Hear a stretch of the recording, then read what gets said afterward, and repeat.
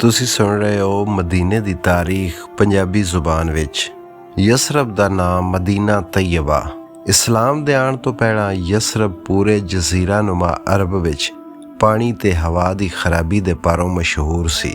ਵਬਾਵਾਂ ਤੇ ਬਿਮਾਰੀਆਂ ਦੇ ਇਸ ਸ਼ਹਿਰ ਵਿੱਚ ਜਦੋਂ ਸੈਯਦ ਆਲਮ ਸੱਲੱਲਾਹੁ अलैहि वसल्लम ਨੇ ਕਦਮ ਮੁਬਾਰਕ ਰੱਖੇ, ਤਦੋਂ ਇਸ ਨਾਮੁਵਾਫਕ ਪਾਣੀ ਤੇ ਹਵਾ ਦੇ ਬਾਇਸ ਬੇਸ਼ੁਮਾਰ ਸਹਾਬਾ ਕਰਾਮ ਨੂੰ ਬੁਖਾਰ ਚੜ ਗਿਆ।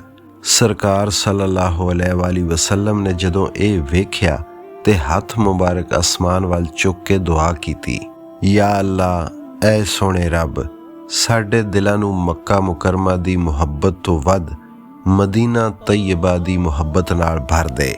ਇੱਥੋਂ ਦਾ ਪਾਣੀ ਤੇ ਇੱਥੋਂ ਦੀ ਹਵਾ ਸਾਡੇ ਲਈ ਬਰਕਤ ਤੇ ਰਹਿਮਤ ਦਾ ਕਾਰਨ ਬਣਾ ਦੇ ਤੇ ਬੁਖਾਰ ਨੂੰ ਇੱਥੋਂ ਕੱਢ ਕੇ ਚਿਖਾ ਤੇ ਘੱਲ ਦੇ। ਆਪ ਸੱਲੱਲਾਹੁ अलैहि वसल्लम ਦੀ ਇਸ ਦੁਆ ਦੇ ਨਤੀਜੇ ਵਿੱਚ ਦੁਨੀਆ ਭਰ ਦੀਆਂ ਨੇਮਤਾਂ, ਦੁਨੀਆ ਭਰ ਦੇ ਇਨਾਮਾਤ ਇਸ ਸ਼ਹਿਰ ਵਿੱਚ ਇਕੱਠੇ ਹੋ ਗਏ। ਜਦੋਂ ਇਹ ਰਹਿਮਤਾਂ ਸ਼ੁਮਾਰ ਵਿੱਚ ਹੀ ਨਾ ਆਉਣ ਲੱਗੀਆਂ ਤੇ ਇਸ ਸ਼ਹਿਰ ਦਾ ਨਾਮ ਮਦੀਨਾ ਤੈਯਬਾ ਹਰ ਇੱਕ ਜ਼ੁਬਾਨ ਤੇ ਚੜ ਗਿਆ। ਸਰਕਾਰੇ ਮਦੀਨਾ ਸੱਲੱਲਾਹੁ अलैहि वसल्लम ਦਾ ਇਰਸ਼ਾਦ ਮੁਬਾਰਕ ਹੈ, ਮੁਨਾਫਿਕ ਲੋਕੀ ਇਸ ਸ਼ਹਿਰ ਨੂੰ ਯਸਰਬ ਆਖਦੇ ਨੇ, ਹਾਲਾਂਕਿ ਇਸ ਦਾ ਨਾਮ ਮਦੀਨਾ ਤੈਯਬਾ ਹੈ। ਮਦੀਨਾ ਮੁਨਵਰਾ ਦੇ ਨਾਮ ਬਾਰੇ ਦੋ ਕੌਲ ਨੇ। ਇੱਕ ਕੌਲ ਹੈ ਮਦੀਨਾ ਦਾ ਲਫ਼ਜ਼ ਲੁਗਤ ਦੇ ਇਤਬਾਰ ਨਾਲ ਦਾਨ ਤੋਂ ਮੁਸ਼ੱਕਕ ਹੈ, ਜਿਸ ਦਾ ਮਾਨੀ ਅਤਾਅਤ ਤੇ ਫਰਮਾ ਬਰਦਾਰੀ ਹੁੰਦਾ ਹੈ। ਦੂਜਾ ਕੌਲ ਹੈ ਮਦੀਨਾ ਮਦਨ ਤੋਂ ਨਿਕਲਿਆ ਹੈ, ਜਿਸ ਦਾ ਮਤਲਬ ਸ਼ਹਿਰ ਆਬਾਦ ਕਰਨਾ ਤੇ ਰਿਹਾਇਸ਼ ਇਖਤਿਆਰ ਕਰਨਾ ਹੈ।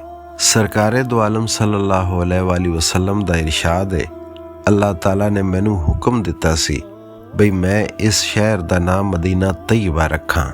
ਇੱਕ ਹੋਰ ਹਦੀਸ ਹੈ, ਜਿਹੜਾ ਬੰਦਾ ਮਦੀਨਾ ਤੈਯਬਾ ਨੂੰ ਯਸਰਬ ਦੇ ਨਾਂ ਤੋਂ ਬੁਲਾਵੇਗਾ, ਉਸ ਦੇ ਨਾਮਾ ਅਮਾਲ ਵਿੱਚ ਇੱਕ ਗੁਨਾਹ ਲਿਖਿਆ ਜਾਵੇਗਾ ਤੇ ਉਸ ਇੱਕ ਗੁਨਾਹ ਨੂੰ ਧੋਣ ਲਈ ਉਹਨੂੰ 10 ਵਾਰੀ ਮਦੀਨਾ ਤੈਯਬਾ ਆਖਣਾ ਪਵੇਗਾ ਤੇ ਨਾਲੇ 3 ਵਾਰ ਅਸਤਗਫਾਰ ਵੀ ਪੜ੍ਹਨਾ ਪਵੇਗਾ। ਇੱਕ ਹਦੀਸ ਮੁਬਾਰਕ ਇਹ ਵੀ ਹੈ, ਸੈਯਦਨਾ ਹਜ਼ੂਰ ਅਨਵਰ ਸੱਲੱਲਾਹੁ अलैहि वसल्लम ਤਬੂਕ ਦੇ ਗਜ਼ਵਾ ਤੋਂ ਵਾਪਸ ਆ ਰਹੇ ਸਨ ਤੇ ਆਪ ਨੇ ਸ਼ਹਿਰ ਦੇ ਨੇੜੇ ਪੜ੍ਹ ਕੇ ਆਖਿਆ, ਇਹ ਤੈਯਬਾ ਹੈ। ਮਦੀਨਾ ਤੈਯਬਾ ਦੇ ਨਾਂ। ਮਦੀਨਾ ਤੈਯਬਾ, ਜਿਸ ਨੂੰ ਹਜ਼ਰਤ ਰਸੂਲ ਅਕਰਮ ਸੱਲੱਲਾਹੁ अलैहि वसल्लम ਦਾ ਹਿਜਰਤ ਘਰ ਹੋਣ ਦਾ ਸ਼ਰਫ ਹਾਸਲ ਹੈ। ਇਹ ਉਹ ਮਿੱਟੀ ਹੈ ਜਿੱਥੇ ਸਦੀਆਂ ਦੇ ਬਿਮਾਰ ਇਸ਼ਕ ਦੇ ਮਰਜ਼ ਵਿੱਚ ਕੁੱਠੇ ਹੋਏ ਸ਼ਫਾ ਪਾਉਂਦੇ ਨੇ।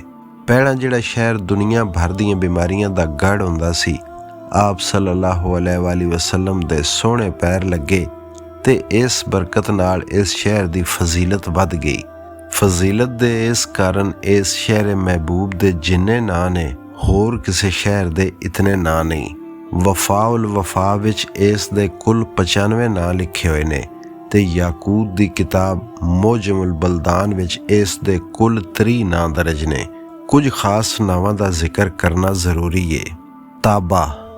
ਇਸ ਸ਼ਹਿਰ ਨੂੰ ਅੱਲਾਹ ਤਾਲਾ ਨੇ ਆਪਣੇ ਖਾਸ ਫਜ਼ਲ ਤੇ ਆਪਣੇ ਮਹਿਬੂਬ ਸੱਲੱਲਾਹੁ अलैहि वसल्लम ਦੇ ਪਾਕ ਕਦਮਾਂ ਦੇ ਸਦਕੇ ਸ਼ਿਰਕ ਦੀ ਨੌਸਤ ਤੋਂ ਪਾਕ ਕਰ ਦਿੱਤਾ ਹੈ। ਯਾਕੂਤੁਲ ਹਮਵੀ ਆਖਦੇ ਨੇ, ਇਸ ਸ਼ਹਿਰ ਦੀ ਹਵਾ ਪਾਕ ਤੇ ਤਰੋਤਾਜ਼ਾ ਹੈ।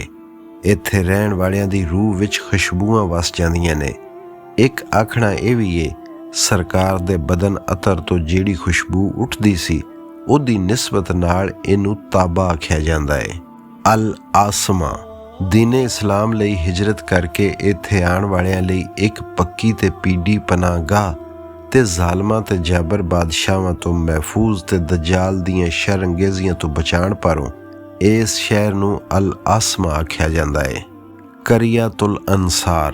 ਅਨਸਾਰ ਉਹ ਭਾਗਾਂ ਤੇ ਬਖਤਾਂ ਵਾਲੇ ਲੋਕ ਸਨ ਜਿਨ੍ਹਾਂ ਨੂੰ ਅੱਲਾਹ ਤਾਲਾ ਨੇ ਸਰਕਾਰੇ ਮਦੀਨਾ ਤੇ ਆਪ ਸੱਲੱਲਾਹੁ अलैहि वसल्लम ਦੇ ਸਹਾਬਾ ਕਰਾਮ ਦੀ ਇਮਦਾਦ ਲਈ ਚੁਣ ਲਿਆ ਸੀ। ਅਨਸਾਰ ਨੇ ਆਪਣਾ ਸਭ ਕੁਝ ਹਜ਼ੂਰ ਦੀ ਅੱਖ ਦੇ ਇਸ਼ਾਰੇ ਤੇ ਕੁਰਬਾਨ ਕਰ ਦਿੱਤਾ।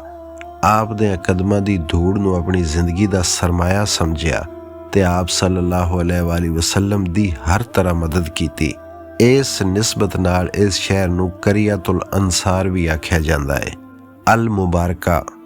ਹਜ਼ੂਰ ਮਹਿਬੂਬ ਆਲਮ ਸੱਲੱਲਾਹੁ अलैहि वसल्लम ਦੀ ਦੁਆ ਦੇ ਨਤੀਜੇ ਵਿੱਚ ਜਦੋਂ ਇਸ ਮੁਸੀਬਤਾਂ ਤੇ ਵਬਾਵਾਂ ਵਾਲੇ ਸ਼ਹਿਰ ਦੀ ਹਾਲਤ ਬਦਲੀ ਤੇ ਇਸ ਤੇ ਦੁਨੀਆ ਜਹਾਨ ਦੀਆਂ ਬਰਕਤਾਂ ਤੇ ਰਹਿਮਤਾਂ ਦੀ ਬਾਰਿਸ਼ ਹੋਣ ਲੱਗ ਪਈ ਤੇ ਇਸ ਨੂੰ ਅਲ ਮੁਬਾਰਕਾ ਦੇ ਨਾਂ ਤੋਂ ਵੀ ਬੁਲਾਇਆ ਜਾਣ ਲੱਗ ਪਿਆ। ਦਾਰੁਲ ਅਬਰਾਰ, ਕੁੱਲ ਜਹਾਨਾਂ ਦੇ ਸਰਦਾਰ ਤੇ ਆਪ ਸੱਲੱਲਾਹੁ ਅਲੈਹਿ ਵਸੱਲਮ ਦੇ ਪਾਕ ਸਹਾਬਾ ਦੇ ਪਾਕ ਘਰਾਂ ਦੀਆਂ ਨਿਸਬਤ ਦੀ ਵਜ੍ਹਾ ਤੋਂ ਇਸ ਸ਼ਹਿਰ ਨੂੰ ਪਾਕ ਬੰਦਿਆਂ ਦਾ ਘਰ ਵੀ ਆਖਦੇ ਨੇ। ਮਦੀਨਾਤੁਰ ਰਸੂਲ, ਸਰਵਰੇ ਦੋ ਆਲਮ ਸੱਲੱਲਾਹੁ ਅਲੈਹਿ ਵਸੱਲਮ ਦੇ ਇੱਥੇ ਆਉਣ ਨਾਲ ਜਿਵੇਂ ਇਸ ਸ਼ਹਿਰ ਉੱਤੇ ਰੱਬ ਕਰੀਮ ਦੀਆਂ ਰਹਿਮਤਾਂ ਹੋਈਆਂ, ਇਸ ਨਿਸਬਤ ਨਾਲ ਇਹਨੂੰ ਮਦੀਨਾਤੁਰ ਰਸੂਲ ਵੀ ਆਖਿਆ ਜਾਂਦਾ ਹੈ। ਜ਼ਾਤੁਲ ਹਰਾਰ, ਹਰਾਰ ਪੱਥਰਾਂ ਦਾ ਇਲਾਕਾ, ਹਰੇ ਦੀ ਜਮ੍ਹਾਂ ਨੂੰ ਆਖਦੇ ਨੇ ਤੇ ਮਦੀਨਾ ਮੁਨੱਵਰਾ ਵਿੱਚ ਹਰੇ ਚੂੰਕਿ ਚੋਖੇ ਨੇ ਇਸ ਵਾਸਤੇ ਇਸ ਨੂੰ ਜ਼ਾਤੁਲ ਹਰਾਰ ਵੀ ਆਖਦੇ ਨੇ। ਮਦੀਨਾ ਤੈਯਬਾ ਦੀ ਹਵਾ ਤੇ ਪਾਣੀ, ਮਦੀਨਾ ਮੁਨੱਵਰਾ ਇੱਕ ਜ਼ਰਖੇਜ਼ ਤੇ ਹਰੇ ਭਰੇ ਨਖਲਿਸਤਾਨ ਵਿੱਚ ਵਾਕਿਆ। ਇਸ ਦੇ ਪਰਬਤ ਲਾਂਦੇ ਵੱਲ ਜਬਲ ਸਲਾ, ਦੱਖਣ ਵੱਲ ਜਬਲ ਆਇਰ ਤੇ ਅਕੀਕ ਦੀ ਵਾਦੀ ਏ। ਸ਼ਹਿਰ ਦੇ ਵਿਚਕਾਰ ਬਤਹਾਨ ਦੀਆਂ ਵਾਦੀਆਂ ਸਨ। ਚੜ੍ਹਦੇ ਵੱਲ ਇੱਕ ਪਹਾੜੀ ਇਲਾਕਾ ਅਲ ਹਰਰਤੁਲ ਸ਼ਰਕੀਆ ਤੇ ਲਾਂਦੇ ਵੱਲ ਅਲ ਹਰਰਤੁਲ ਗਰਬੀਆ ਵਾਕਿਆ। ਜਬਲੇ ਸੌਰ ਮਸਜਿਦ ਨਬਵੀ ਤੋਂ 8 ਕਿਲੋਮੀਟਰ ਦੇ ਫਾਸਲੇ ਤੇ। ਇੱਥੋਂ ਜਬਲੇ ਆਇਰ ਦਾ ਵੀ ਇੰਨਾ ਹੀ ਫਾਸਲਾ ਹੈ। ਕੁਝ ਤਾਰੀਖ ਲਿਖਣ ਵਾਲਿਆਂ ਦਾ ਇਹ ਵੀ ਖਿਆਲ ਹੈ ਲਾਂਦੇ ਤੇ ਚੜ੍ਹਦੇ ਵੱਲ ਦੋਨੋਂ ਹਰੇ ਮਦੀਨਾ ਸ਼ਰੀਫ ਦੀ ਹੱਦ ਵਿੱਚ ਨੇ। ਮਦੀਨਾ ਸ਼ਰੀਫ ਦੀ ਕੁੱਲ ਹੱਦ 16 ਕਿਲੋਮੀਟਰ ਸੀ। ਇਹ ਸ਼ਹਿਰ ਸਮੁੰਦਰ ਦੀ ਸਤ੍ਹਾ ਤੋਂ 597 ਮੀਟਰ ਉੱਚਾ ਹੈ, ਜਿਸ ਦਾ ਤੂਲ ਬਲਦ 39 ਦਰਜੇ ਤੇ ਅਰਜ਼ ਬਲਦ 24 ਦਰਜੇ ਹੈ। ਮਦੀਨਾ ਮੁਨੱਵਰਾ ਤੋਂ ਯੰਬੂ 275 ਕਿਲੋਮੀਟਰ, ਜੱਦਾ 425 ਕਿਲੋਮੀਟਰ, ਮੱਕਾ ਮੁਕਰਮਾ 497 ਕਿਲੋਮੀਟਰ, ਦਿਮਸ਼ਕ 1303 ਕਿਲੋਮੀਟਰ ਤੇ ਉਰਦਨ 844 ਕਿਲੋਮੀਟਰ ਹੈ। ਮਦੀਨਾ ਮੁਨੱਵਰਾ ਵਿੱਚ ਗਰਮੀਆਂ ਦੇ ਦਿਨ ਸਖਤ ਗਰਮ ਹੁੰਦੇ ਨੇ। ਖਿਜ਼ਾਂ ਤੇ ਬਹਾਰ ਦਾ ਮੌਸਮ ਦਰਮਿਆਨਾ ਤੇ ਸਰਦੀਆਂ ਵਿੱਚ ਚੋਖੀ ਠੰਡ ਹੁੰਦੀ ਏ। ਇੱਥੋਂ ਦੀ ਹਵਾ ਪਾਕ ਤੇ ਸਾਫ਼ ਹੈ। ਇਸ ਸ਼ਹਿਰ ਵਰਗੀ ਤਾਜ਼ਗੀ ਤੇ ਖੁਸ਼ਬੂ ਦੁਨੀਆ ਵਿੱਚ ਹੋਰ ਕਿਧਰੇ ਨਹੀਂ ਮਿਲਦੀ।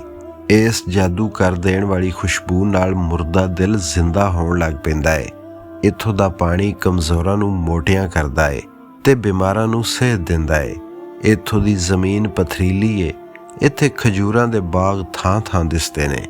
ਇਹਨਾਂ ਬਾਗਾਂ ਨੂੰ ਸੈਰਾਬ ਕਰਨ ਲਈ ਮੋਟਰ ਪੰਪ ਲੱਗੇ ਹੋਏ ਨੇ ਤੇ ਉਹਨਾਂ ਦੀ ਖਿਦਮਤ ਤੇ ਹਿਫਾਜ਼ਤ ਵਾਸਤੇ ਖਿਦਮਤਗਾਰ ਮੁਕਰਰ ਨੇ।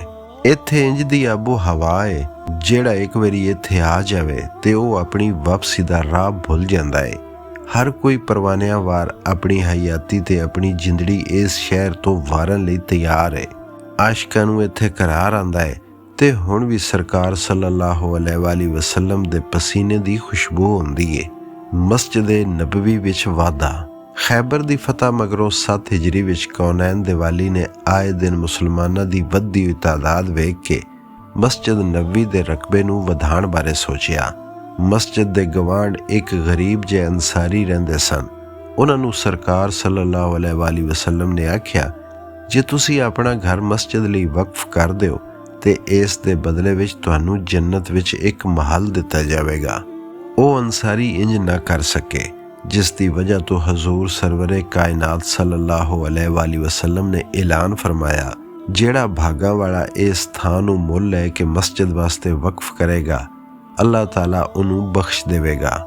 ਚੁਨਾਚੇ ਇਹ ਘਰ ਹਜ਼ਰਤ ਉਸਮਾਨ ਗਨੀ ਨੇ 25,000 ਦਿਰਮਾਂ ਦੇ ਬਦਲੇ ਖਰੀਦ ਲਿਆ ਤੇ ਫਿਰ ਮਸਜਿਦ ਨਬਵੀ ਲਈ ਵਕਫ ਕਰ ਦਿੱਤਾ। ਇੰਜ ਉਹ ਘਰ ਢਾਹ ਕੇ ਵਿੱਚ ਰਲਾਇਆ ਗਿਆ ਤੇ ਮਸਜਿਦ ਥੋੜੀ ਜੀ ਖੁੱਲੀ ਹੋ ਗਈ।